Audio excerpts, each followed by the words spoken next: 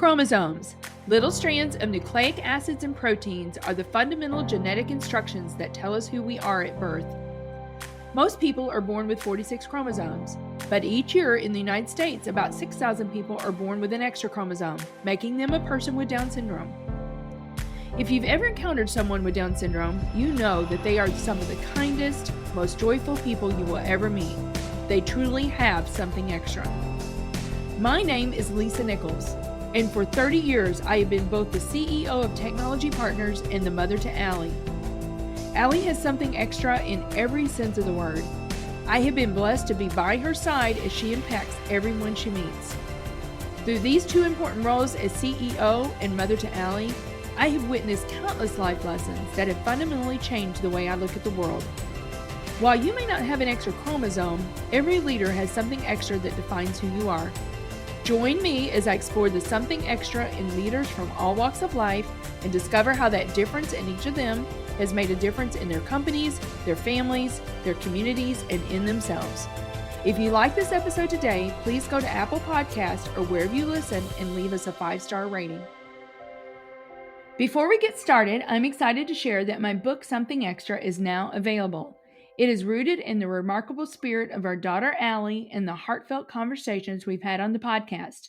You'll find wisdom and practical tools to ignite the leader within you and uncover your own something extra. Visit somethingextrabook.com or find it at Amazon or in all major bookstores to order your copy today.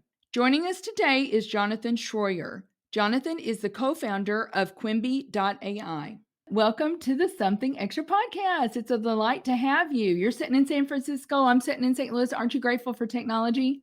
I know, right? It's fantastic. It is. Well, thank you so much for joining me today. You reached out to me through an agency. And when I looked at your profile, I'm like, definitely this guy is somebody we need to have on. And certainly you've been in the tech space, and we're going to talk a lot about that. And we're in the technology space. So I know we're going to have fun. But can you kind of take me back? Because I know that you grew up as the eldest of 10 children. That had to have been a crazy, fun time, right? With that many siblings. Yeah, so I think it's fantastic to be in such a large family and to learn it. So I had 7 sisters and I had 2 brothers. We grew up, we're a little bit of a military family, so we were all over, but most of the time was in Georgia and Texas, and most of my formidable years were in Texas. But yeah, being in a large family, you learn different roles, you pick up different skill sets, and you actually have to be an entrepreneur from the day one because you got to battle for your own what's important to you and that kind of stuff. And in my family, I was the one that was most technically interested. Okay. And so naturally, I kind of have always kind of leaned towards technology. I remember, my dad coming in at 3 in the morning when I was playing on my 386 and I was playing Civilization, and he was really frustrated at me because, it was 3 in the morning and I was like 11. And he came in and he said, "I'm tired of this game. Why are you staying up so late? You need to sleep. I'm going to delete this game." And then he sat down at the chair and he's like, "How do I delete this game?" So anyway, so I've been a technologist from the early ages. So you've done some good research. Yeah. Well, I remember the Civilization games because our son played those Yeah. games too, and my husband played those games, and they were it was more than just for play. I mean, there was strategy involved in that. That's right. That's Kind right. of like You're building yeah, and building an empire. Yeah, totally. absolutely. So I'm sure that there's some things that you learned about, from even that gaming. Well, let me ask you this. I mean, growing up in that, but that large of a family, what'd you learn about leadership? Well, I think the thing that I learned is it's super important to understand the dynamics of a situation and understand, like, if it's never going to work to tell people what to do. Mhm. It's only going to work if you can influence them. And so I have autism, and so growing up, like, I'm high functioning, but one of my areas of challenge was social and emotional learning and really understanding how to engage with the rest of society. Mhm. And so I remember when I was in the 7th or 8th grade, I said to myself, I said, "You know what? You're missing a beat. You know a lot of stuff, but you don't know how to interact with society And if you want to interact with society or in your family and actually drive influence, you're going to have to learn what this emotional quotient is. And so then I set out on this journey to kind of figure out, like, how do I not assimilate to society, but how do I integrate with society in the right way to make an impact, but also then respect my own boundaries. And so in a big family, you've got to do that same thing, which is you got to figure out, well, you got seven sisters, two brothers, parents, uncles, aunts, like how do you drive influence to get what it is that you're trying to achieve and then also Hmm. learn from them. And so I think there's an element early on that I identified the importance of social and emotional Oh, leadership. that's great. That's awesome. That's awesome. We don't have a child with autism, but we have a child with Down syndrome. Now, the thing Mm, is mm, with Down syndrome, the emotional quotient side is really high, right? And sometimes it's the mm, basic things that are more of a struggle. Uh, hmm, but, hmm. yeah, that's awesome that you were able to navigate that and learn very quickly that because I think emotional quotient, I mean, I think emotional intelligence is sometimes more important even than the other, right? And, Yeah, yeah. totally, totally. Yeah, and leadership and, just life in general, I think. So, I know that you were fascinated by maps and geography as a child. I read that. You drew the entire world by hand. You, Was that a you, foreshadow, that early, curiosity about networks? Is that kind of a foreshadow into what you're doing with technology and networks now? I think so. Like, so I was always interested and very curious on how things were connected. And so I think that's why I got into geography, like in the second and third grade. And that's why I would memorize maps and stats and all kinds of different things. And then I started drawing because I was super interested in, like, how does this all connect Mhm. together and how does the world work? And then, like, later in life, you kind of made an implication of, like, the officium story of how it was started, which is me sitting on this exact chair. And, I was laying back thinking about, the future of human capital. And then immediately the idea of a network with hubs and nodes, where the humans were the nodes and the hubs were technology companies or technology itself, and how do you connect them and create bidirectional value, kind of came into my head. And then it reminded me of my Wi-Fi network in my house, where I have mesh Mhm. networks everywhere, and if you have a weak node, then the output is not going to be great. And so it made me really think about human capital and technology and how you need to make sure that each component part of the human network is operating and performing in a high function way, or being empowered to do that, or incentivized in order to get that network effect. And so yeah, I've always been curious on kind of how things connect. And naturally in technology, there's large connectivity, especially with the Internet of Things over the last decade. There's large connectivity and people understanding more the value of that Yeah, connectivity. yeah, that's really good. That's good. Well, can I ask you this? You said that one of your purpose, I think even in high school, I mean, you had some big goals, and we'll talk about that. But you said that really your purpose was to be one of the helpers. And what does that look like in your life today? And you have said that you had helpers along the way, and I'd love for you Yeah. to maybe pick one of those and tell us a story about that. Yeah, so I think it was, growing up, watching Sesame Street and PBS and Mr. Rogers. I think Mr. Rogers, was really good about the importance of being one of the helpers. I think he used to, everyone's a little bit different, but this is the way that he used to do. He used to pick a list of 100 people and pray for them every day. And then he would set about his life to try to just be a helper, to be Mhm. an enabler. And I think kind of growing up, everyone plays slightly different roles in family and society, but I've always felt the greatest amount of vibration and energy when I was helping somebody versus when I was doing something for my own volition or my own, ego or whatever.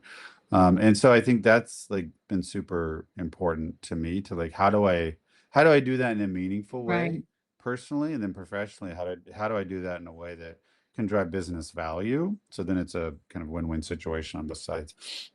I think for me growing up, I had a ton of different helpers.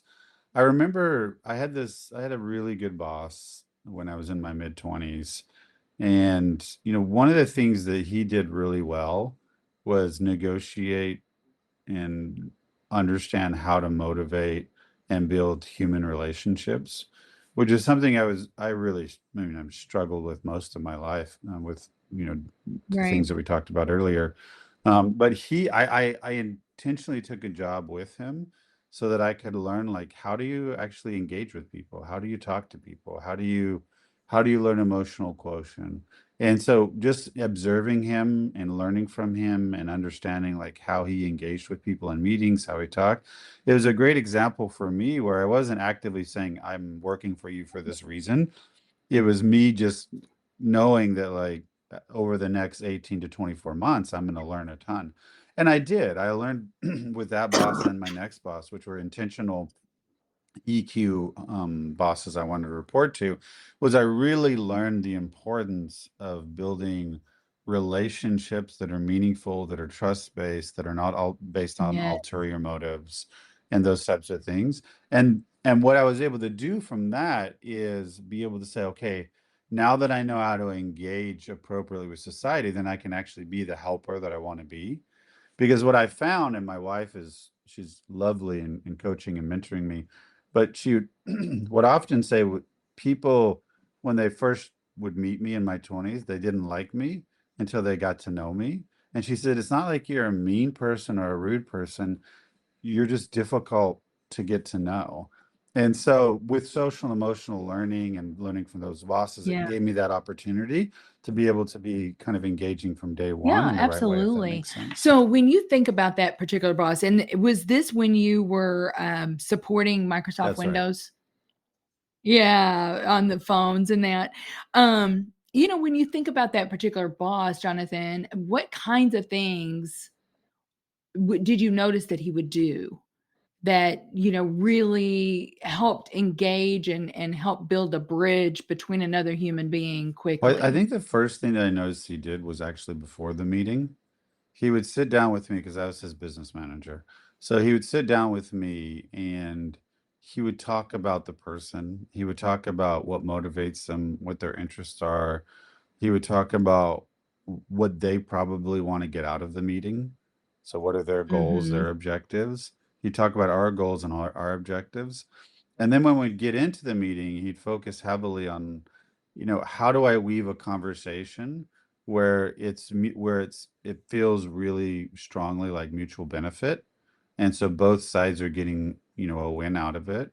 He would always say it, Mhm. it, it never feels good if I win and get what I want, but the other side doesn't feel good about And they it. don't. He said, so you really have to, you're always negotiating for yourself and for your agenda and your what you want, but you have to be mindful that it's never a long-term relationship if it's not win-win long-term, not win-win short-term, win-win long-term.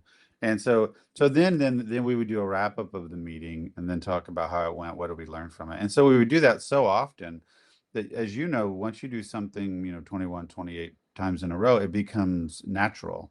It becomes second Right? nature, and your brain gets trained in that way. And so just over time, I just learned how to naturally be that way.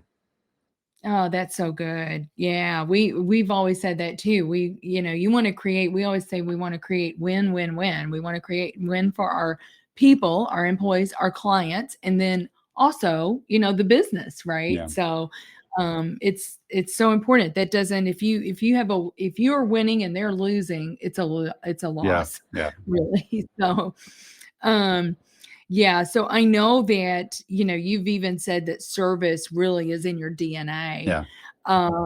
And I'm gonna go back to 1st grade Yeah. because I'm thinking you saw your sister being bullied, I think, on the playground.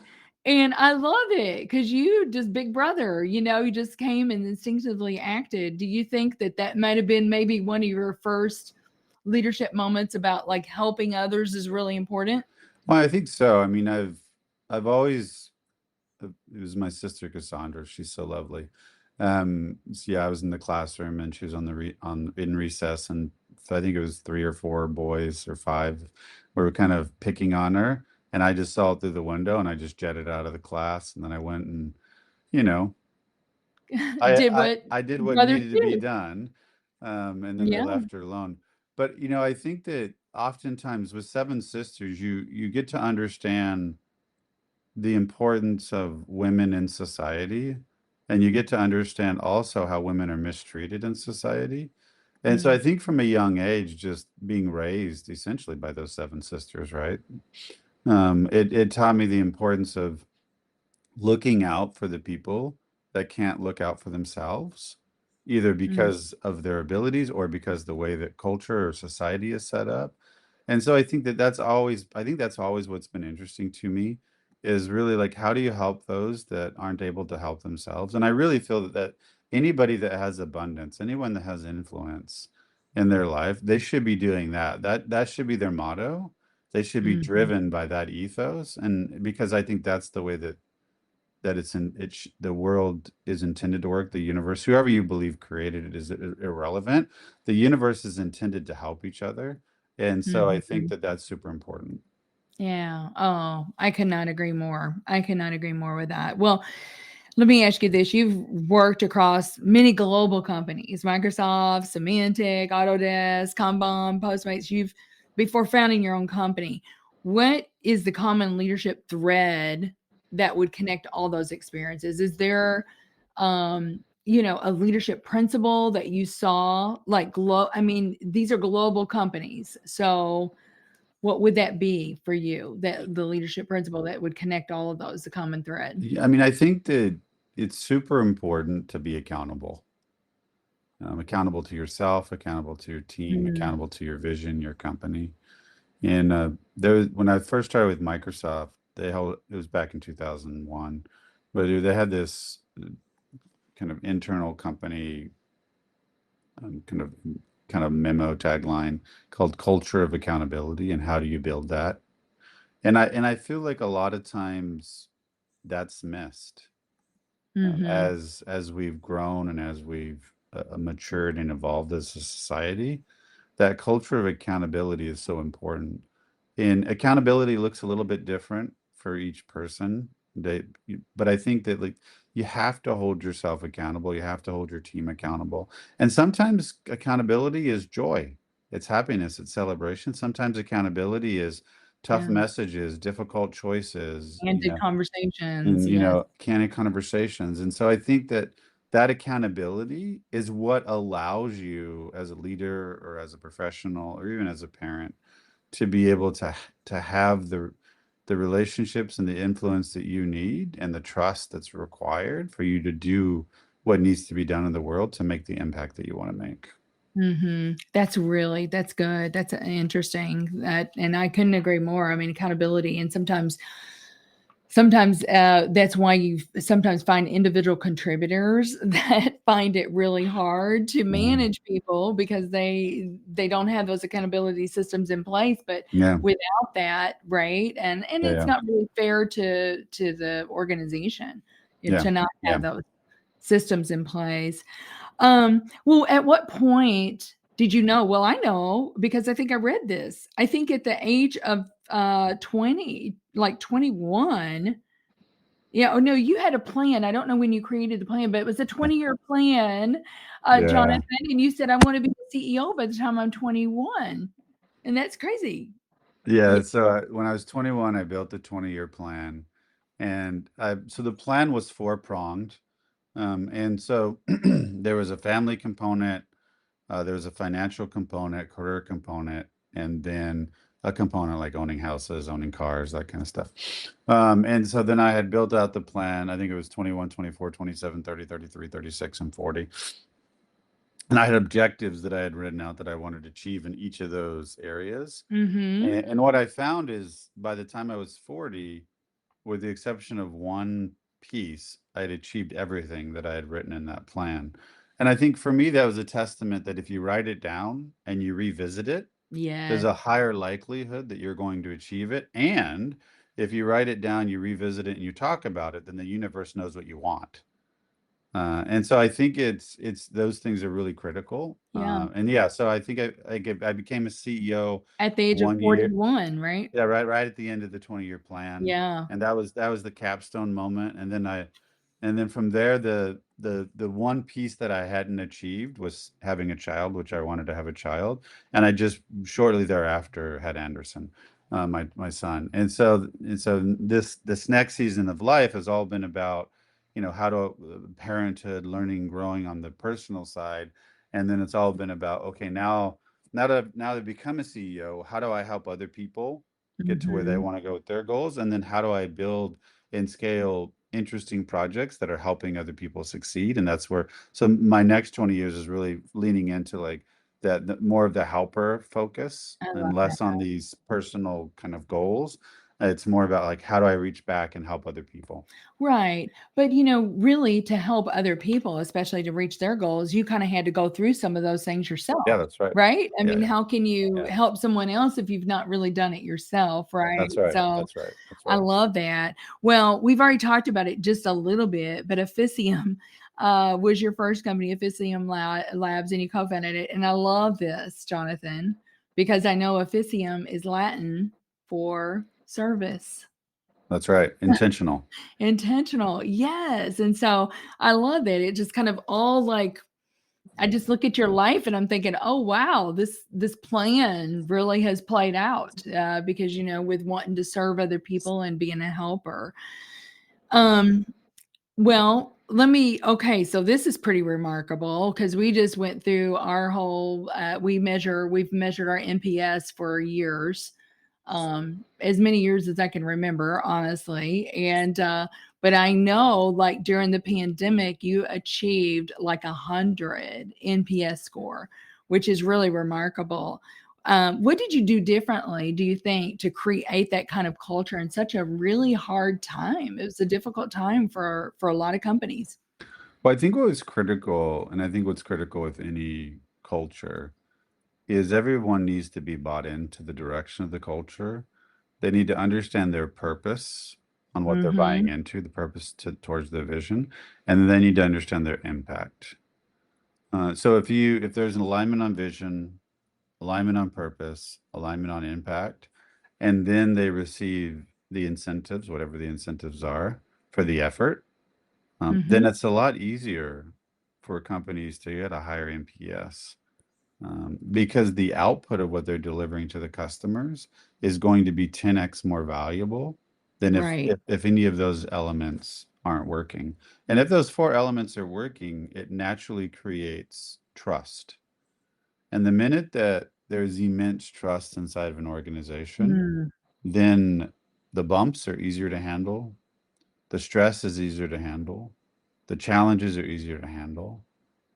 So I think those are the three things that I really focus on, with the overlay of incentivization that's aligned, and Mhm. then focusing on that trust. Because then it's really that element. I think I used to say the customer is the heart of the company, but employees are the lifeblood. Um, Right. and so, like, if you want employees to be the lifeblood, which operates almost everything in the body outside of the heart, then, and you want the body to function and be high performing, like, you got to take care of your blood. And I think that's the intent of that metaphor. I love that. I love that. Yeah, we've always said if we take care of our employees, the people that are doing the work, they in turn will take care Yep. of our customer, then our success will follow. And yeah, I do believe that. Well, that's congratulations on that. That's not easy to get that kind of NPS. Um, yeah, and we've talked about this a little bit. You say your goal is to create bi-directional value for customers and talent. You've talked about that a little bit, but there's anything else that you want to unpack about that, Jonathan? Well, I mean, I think it's just important for companies to understand and for leaders to understand, like, whether you're in my network mesh network kind of analogy, or whether you're just in a large community or organization. And, it's really important that people have self-awareness to understand what is the motivation of those around you, what is their intention, and then what are their goals. And if you're going to be a great leader or even a great team member or community contributor, you have to understand those things and realize that your ambition is not the priority. And Right. if you can understand that, you can like take a step back, and it's almost like you're not the actor in the movie, you're the director, right? If you can Mm-hmm. do that, then you can really start to think about other people first. And then you can still accomplish your goals. Maybe the pace is different, but you can still accomplish your goals, and you can actually accomplish your goals better because you have other people with you rather than trying to Mm-hmm. achieve it, yourself. And you have their vibration, their energy all kind of connected with you. So the idea behind this is that bidirectional value, if value is passing back and forth, if positive vibrations are passing back and forth between you and I like they are right now, then the meaning is going to be fantastic, and we're going to want to hang out together again. We're going to do cool things together again. And when you want to be around somebody and they want to be around you, it 10x's the output of both of you. So Absolutely. that's kind of the philosophy behind the bidirectional Right. value. Yeah. Yeah, I love it. And there are a lot of components to that, to that. I was just trying to think, and I love this proverb, and my brain is probably foggy because I'm on some cold medication right now. But it's if you want to go fast, go alone. Yeah, But that's if right. you want to go far, go together. That's right. That's right. Right. That's right. Yeah. And it's so much more fun Yeah, it's true. It's to true. go together. Nobody wants to get to the top of the summit by themselves, It's right? true. It's So, true. It's true. so good. Well, I've got a lot more questions for you, but we do need to take a quick break, and we'll be right back on the Something Extra podcast with Jonathan Shroyer. In business, the tendency is to seek out partners who are bigger, faster, stronger. When it comes to IT, you should be looking for smarter, faster, better. That's just what you'll find with the talented technologists at Technology Partners. Our experts develop custom solutions to tackle your most complex challenges, all to simplify your processes in the smartest, most efficient way possible. The time to be swift and nimble starts now. Go to technologypartners.net/solutions and see what's possible. Welcome back, everyone, to the Something Extra podcast with Jonathan Shroyer. So, Jonathan, I want to ask you this. You have quoted Nelson Mandela's "I never lose, I either win or learn" as your guiding philosophy. Can you share just one learning moment, maybe, that has shaped you the most? So I was 28 years old, like my first executive role, and the company I was working with, they did a 360 kind of boss review. And so your employees anonymously would fill out all this, Yes. information about you, right? And from my perspective, everything was going swimmingly. And I mean, the organization was performing well, output was fantastic, ROI was great. And so I get this kind of report back, and everything was great, except for there was one area, uh, and it was people trust, people relationship, people respect those. And it really kind of hit me like a dagger. It might have like, made me a little down for a little bit. Mm-hmm. But one of the, because I've it's an area that I try to focus on and try to That work you on, work on, right? and it's not my strength. But and so I had one of two ways to kind of approach this. I could either get mad at everyone and just say you're all wrong. I'm the best Right. boss in the world, or I could say, what are they teaching me? Mm-hmm. What gift have I been given, even if I don't like the taste of it? What gift have I been given? So then I could then learn from it. And so it was at that moment that I was like, okay, I'm going to get a career coach. I'm going to go to emotional coaching training. I'm going to get a mentor. So I really made a concerted effort to Intentional. figure out like, okay, the people around me are not going to get me where I need to go in this area. Like I don't have the right examples. And that's when the boss that we were talking about earlier, I intentionally reached out to him and said, I need to come work for you. Give me whatever job you want to give me. It doesn't need to be an executive role. I just need to be working for you for the next 3 years. And so I took, I guess, what people might consider to be a demotion, but I took 5 years off of executive leadership so I could Mm-hmm. figure out how to master this capability. or this attribute. And then after 5 years, I felt comfortable going back to it. But yeah, that was a learning moment for me. Wow, I love that. Last week, I have a friend that was talking about failure, and he said there's only two kinds of failure: a failure when you don't try, and failure if you don't learn. That's right. And That's right. so I just, and to your point earlier, it didn't feel good. It's like, what Yeah, is this gift? I mean, it is a gift. Feedback is a gift. Didn't feel good, but really, getting that feedback, Jonathan, has helped you be so much more who you're meant to be, right? And, that's right. That's right. yeah, That's right. so that's good.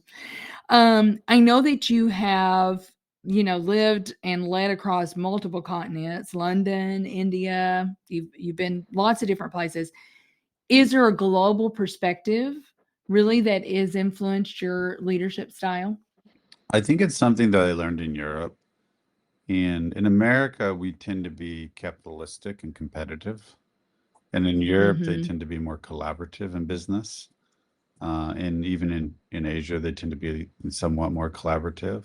And so I think the leadership principle I took away from Europe, which I've always tried to instill in any company I've worked at, is how do we collaborate, even if with competitors? How do we Mhm. collaborate and make what we're trying to do more meaningful and more interesting for our customers? Everything doesn't have to be cutthroat. Everything doesn't have to be ultra competitive. There are ways for you to have respect your competitors, protect your IP, but also have meaningful conversations and relationship for mutual good. Mhm. That's so good. I really love that. My mantra this year was connect, collaborate, create. Nice. When you collaborate, truly, you can create even something new Yep. or something better, right? I Yep. mean, you can improve what you've already got. So I love that. You talk a lot about psychological safety, Mm. Jonathan, and you once said if everyone feels safe, they'll thrive in ways that we did not even expect. I mean, what do you think? How do you build psychological safety within a team where people can truly be their best self? I think it's really important for people to live the Nelson Mandela principle. Um, I mean, if you think that everything that you do is either a success or a failure, then you're putting yourself into psychological warfare inside your head. Right. Mhm. And you're creating a narrative that isn't helpful for you or helpful for anybody. And so I'm a fairly assertive business person where I want to have results, I want to drive. And at the same time, I tend to let things go. Like I'll see people, perhaps make mistakes or do things less efficiently, but I don't often go after that. Like I had Mhm. a conversation last night with the chairman of one of my companies, and I was giving him an example, and he says, "Why don't you just go and tell them?" And I said, "Well, what's the point?" I said, "It takes me 2 minutes to fix. They're working hard. They're probably Yeah. stressed. They're probably stressed out. They don't need to hear from me that they've made a mistake. That what they need from hear from me is support." Now I said, if the mistake was going to, roll us off the mountain, obviously I would talk about it. Then But it's like yeah. it wasn't that big of a mistake. It was just everyone's Mhm. busy, everyone's working hard. And so I think you have to be mindful that not everybody around you is going to be perfect. We're all humans. And naturally, obviously, if somebody consistently makes the same mistake over and over and over, you need And to that's in coach. a You need pattern. to do coaching and mentoring, but you Yes. don't need to go after every what you perceive to be an error every time. Mhm. And I think that if we could take that 5 seconds and think about, like, do I actually need to raise this to the person, or is this something that I just document for myself? So if it happens again, then maybe I think about raising it. So I think just we all just need a little bit more grace. Oh, poof. That's gold right there. I agree. I agree. More grace for sure. Well, let's talk about Quimbi AI because you co-founded that in 2025. Tell us more about it. Tell us what is it? I know that you're combining agentic AI, which big buzzword with human-centered design. And so tell us what it is. Tell us, obviously we're a technology company, so we talk a lot about AI, but there may be listeners out there that don't really understand what that is. So maybe you can kind of break that down for them.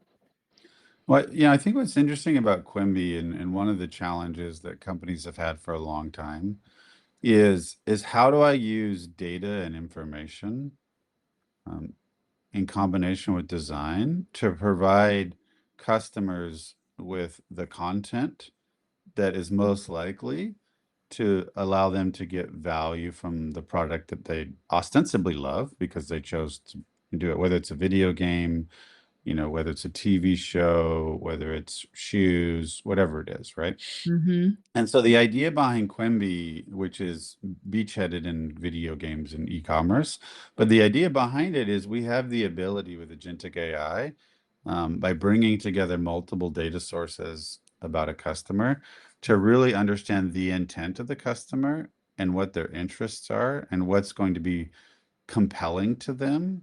And so we're able to do that on the back end of these companies' products to help then the companies surface information, offers, incentives, whatever it might be, depending on the vertical. Then the customer's like, oh, they know me, so it's hyper personalized. They know who I am. They care because they can send they're sending me the right stuff rather Right. than a rote campaign that isn't interesting to me at all. And this is actually applicable and useful. So yeah, I'm gonna take advantage of this. And so I think that the future of kind of commerce is all about intent and understanding the customer and using AI to be able to do that in meaningful and interesting ways for the customer. And then if it's meaningful and interesting for the customer, then it's naturally going to become meaningful and interesting for the bank account in your company. Exactly. Your customer is going to be much more engaged and much more willing to, if it's an upsell situation or whatever the case may be, right? That's awesome. Well, what do you think, business leaders, because gaming, we've talked about this kind of in a sidebar conversation. It's a big industry. I Yeah, don't yeah. know, in GDP what it is exactly, but it's a big industry. I mean, what do you think business leaders can learn from that world, Jonathan? No, I think it's interesting. So gaming is about 300 billion right now. Okay. And so it's larger than Hollywood, which most people are super surprised about. Yeah. Um, I think, maybe there's three things people can learn from gaming. I think the first thing is, the most successful games build beautiful content, narratives, and journeys. And so, how do you think about your customer and their journey with your product? And is it beautifully designed? Is the data there so they have the right content? And are you paying attention to why they leave, when they leave, how they leave? So I think it's really important to do that. I think the second thing that's interesting in gaming is you just have a treasure trove of data. Mm-hmm. And every product actually does, any digital product anyways, has a treasure trove of data, but most people don't actually tap into it. And people should see their secret weapon as their data. It's Absolutely. not that it's not their product, Mm-hmm. it's their Yeah. data. Because their data will inform them what's going to help them bring 10x value to their customer. And so whether you leveraging AI, analytics, BI team, however you approach it, you really need to understand your data, to grab the eyeballs, to grab the customers, and so forth. And so gaming does that prolifically well. And then I think the third thing that's interesting about gaming is because there's so much digital commerce associated with it, segmentation and hyper-personalization is so critical. If you want to get your game to 100 million daily active Mm. users, and then you want those daily active users to stay playing, you've got to hyper-personalize your content and your engagement with them, very acutely.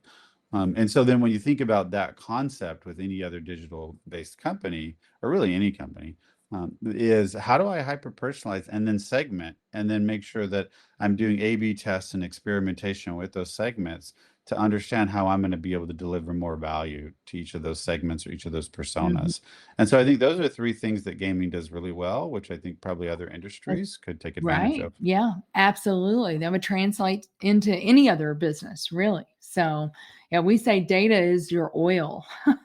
You know, Yep, yep, your yeah, engine is not gonna run without it, but it's so powerful. I mean, it truly yep. is. What do you think, like, if you were looking and I mean, obviously, well, you might be a futurist, I don't know, but, you kinda have to be a little bit of a futurist when you're an entrepreneur, but thinking 5 to 7 years ahead. I mean, what do you think how do you think the customer experience is gonna look like in 2030? Do you think it's gonna be this hyper personalized experience more? You think that's gonna be part of it? Are there any other elements, Jonathan, that you see? I think that by 2030, AI will have matured to the point where what we will start to see is what I like to call companion apps. And what I Mm. mean by that is if you remember, I don't know if you watched any of the Marvel Iron Man movies, Oh, of course, but yes. you know how he has, kind of the voice in his head, the AI that's helping him Mhm. be his best, superhero self. Now imagine you don't necessarily need that in your head as a consumer, but imagine you have that on any website you go to in any place, a hyper personalized agent, if you will, a hyper personalized Yeah. companion that will quickly help you understand the value of what you're researching, not only on that site, but potentially across the web. And I think that companion will become something that will become essential. It'll be like your Starbucks cup of coffee.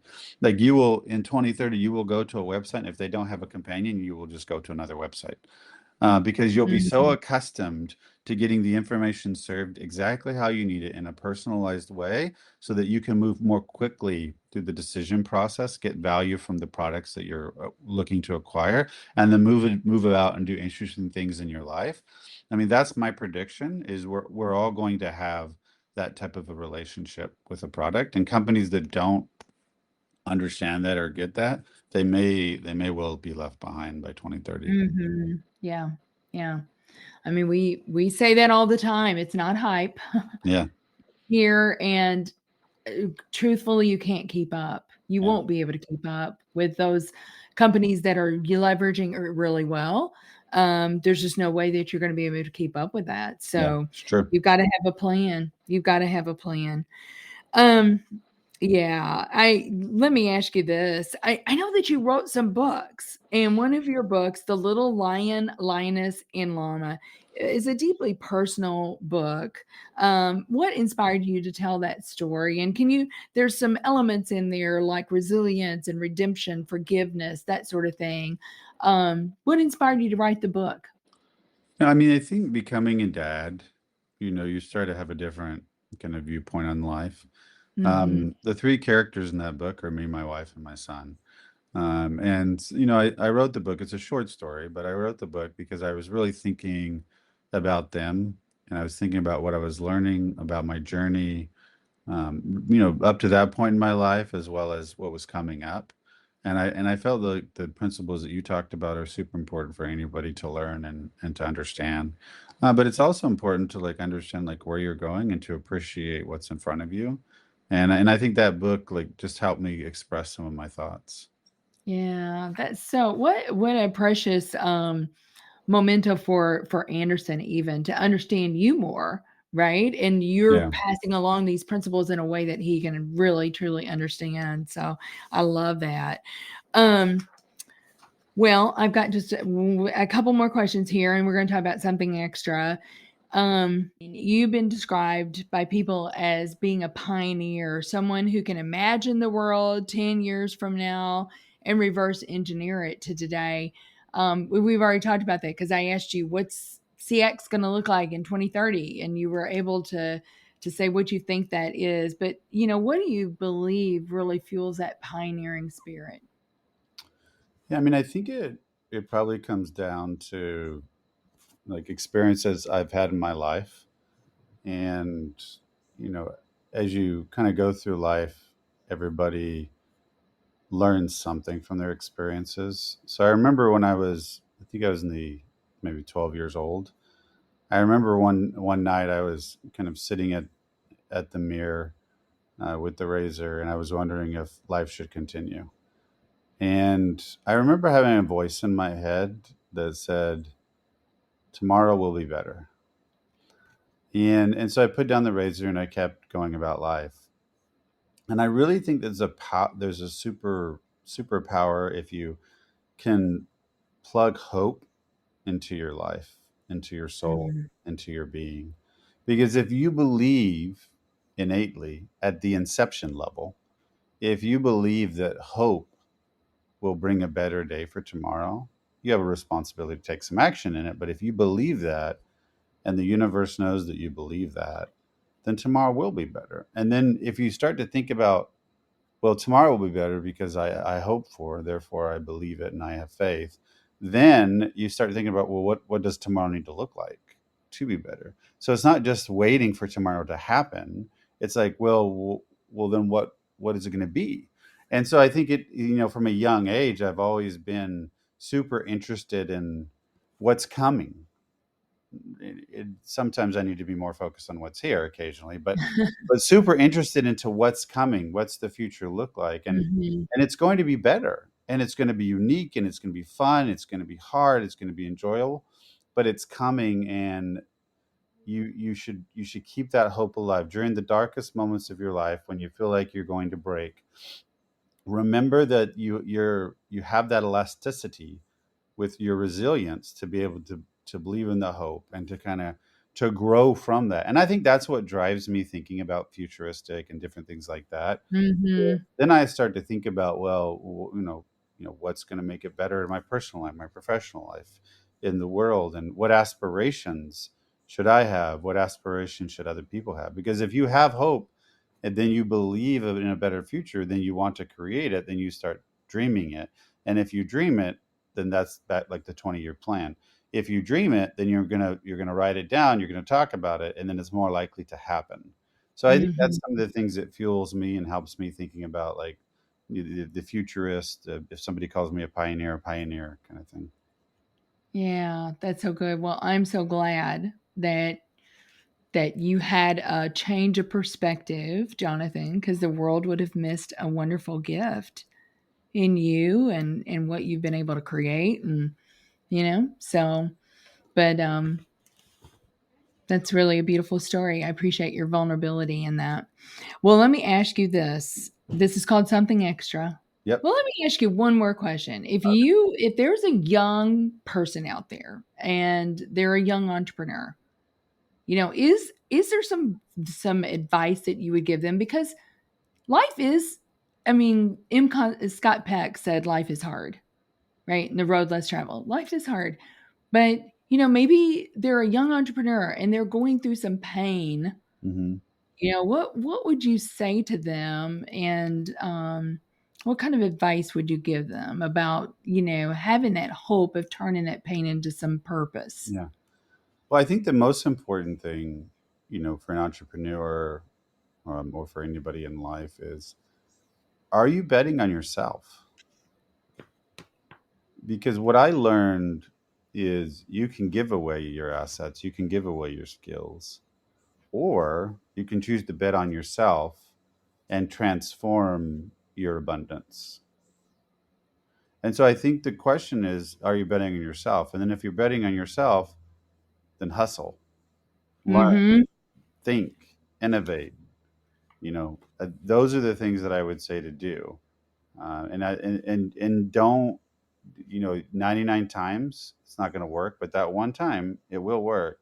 And so you need to do all 100 times.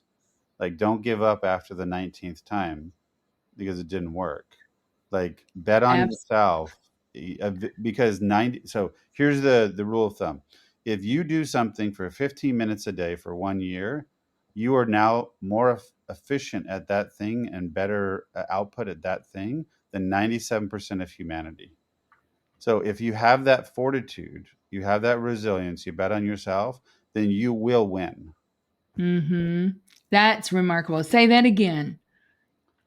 If you do something for 15 That's minutes right. 15 a minutes a day day for a year, for a year, you're going to be more efficient and better at it than 97% of the society. rest of humanity. That's right. Yeah. That's right. Yeah. So, but the operative word there is the fortitude That's right. to keep going, right? Yeah, I have another friend that says, don't give up on your worst day. Don't give up. If things are not going well, don't give up that day. Yeah. Maybe revisit it, go do something else, revisit that challenge, whatever it is. Mhm. And kind of to your point earlier when you were telling about when you were 12, tomorrow is, may look entirely different. That's right. That's right. So, and having that hope, I love it. Well, let me ask you this. This is called something extra. What do you believe is the something extra that every great leader needs? Every great leader needs a therapist. I've had a therapist for 25 years for reasons beyond leadership, but I've Mm-hmm. had a therapist for 25 years. And what the therapist provided for me was an unbiased, unfiltered viewpoint on how I could become the best version of myself. And then gave me tangible, actionable things that I could then go and do. So whether you want to do therapy, whether you want to get a career coach, Coach. Mm-hmm. whatever framework works best for your mindset. I have both, a career coach and a therapist. But you got to put people around you that are really incentivized to help you. Mm-hmm. That's good. That's good. Love it. Well, Jonathan, thank you so much. This has been so much fun. I have really, really enjoyed our conversation, and I know that it's going to help our listeners. Cool. Thank you for the opportunity. I appreciate it. Thank you so much. Thank you for listening to today's show. Something Extra with Lisa Nichols is a Technology Partners production. Copyright Technology Partners, Inc. 2019. For show notes or to reach Lisa, visit tpi.co/podcast. Don't forget to leave a review on Apple Podcasts, Google Play, or wherever you listen.